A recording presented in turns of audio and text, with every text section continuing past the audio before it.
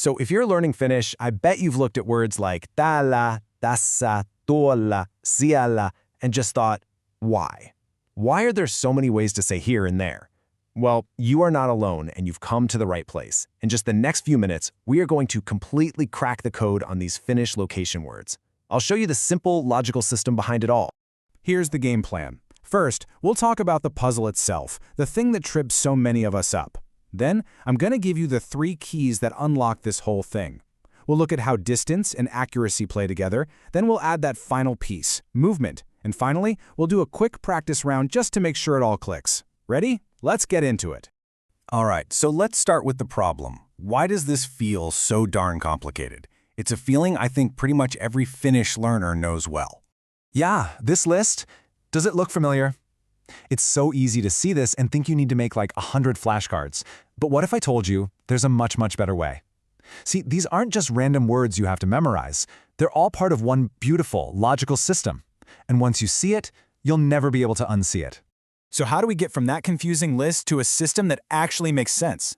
Well, it all comes down to just three simple keys to understanding location. This right here is the core idea that's going to change everything for you.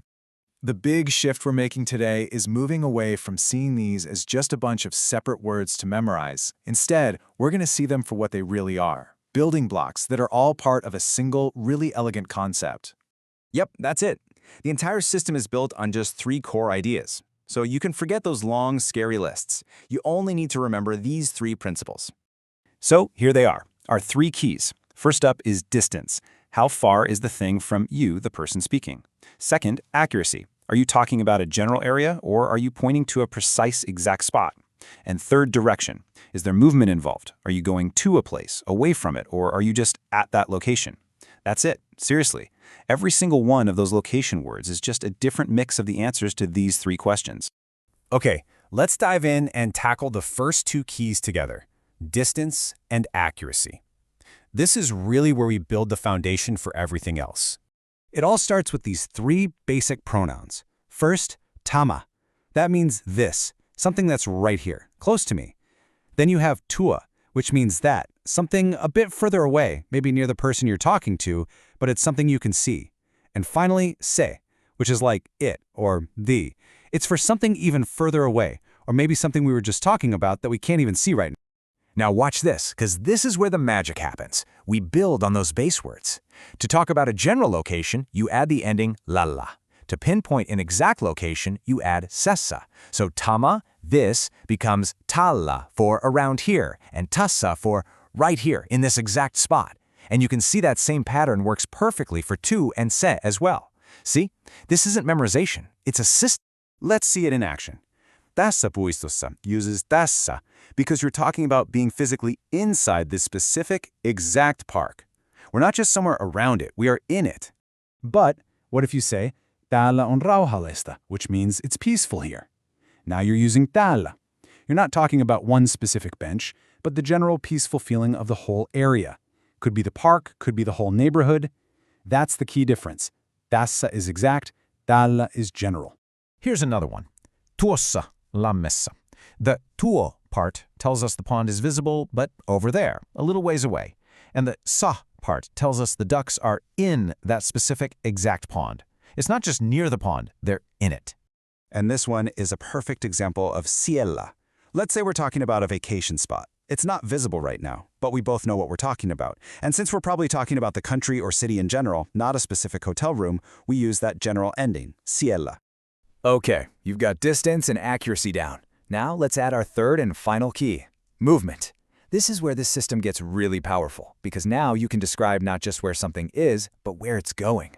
You see, in Finnish, location is often tied to movement, and it all boils down to 3 simple questions. Mihin asks to where, which implies you're moving towards something. Missä asks where, implying you're just staying put in one location. And mistä asks from where, which means you're moving away from something. And here it is, the whole shebang, the complete system right on one slide. Just look at how it all fits together. On the side, you've got our distance words, tama, tua, se, and across the top are movement questions. Now that middle column, missä, should look pretty familiar. Those are the at words we just went over. The other 2 columns just apply that same logic for moving to a place and from a place. It's like a beautiful logic grid for language. A perfect, simple example. Tule tän, or come here. Let's just break that down. The ta base tells you it's close to me, the speaker. And that ne ending shows movement towards that location. It's a command to come to my general area. Simple as that. All right, theory time is over. You now have the complete system. You get the 3 keys. So let's put that new knowledge to the test with a couple of quick examples. Okay, first one. Imagine I'm in a forest and I tell you, I saw a squirrel in that tree. The tree is a little bit away from me, but I'm pointing right at it. How would I say in that tree? Think about our keys. What's the distance, and am I talking about a specific tree or just the general forest? The answer is dossa. And why? Because I'm pointing at a specific tree. That's the essa, and it's one that I can see but is a little ways off from me. That's the tuo. I saw a squirrel in that specific tree right there. Okay, one more for you. The bird is flying to the tree. Would you use danne or duanne? Think about the direction of the movement here. Is that bird flying towards me, the speaker, or away from me towards something else? And the correct answer is tuonne. Right, the bird is flying towards a tree that is some distance away from the speaker. The tuo base gives us that distance, and the enne ending shows us the movement to that location. So let's wrap this all up. It all comes back to these 3 keys, these 3 simple questions. Where is it relative to you? Is it a general area or an exact spot? And are you moving? By just asking those 3 questions, you've turned a super confusing list of words into a logical system you can actually use. So next time you're trying to describe where something is in Finnish, you won't be guessing. You'll be building the word yourself.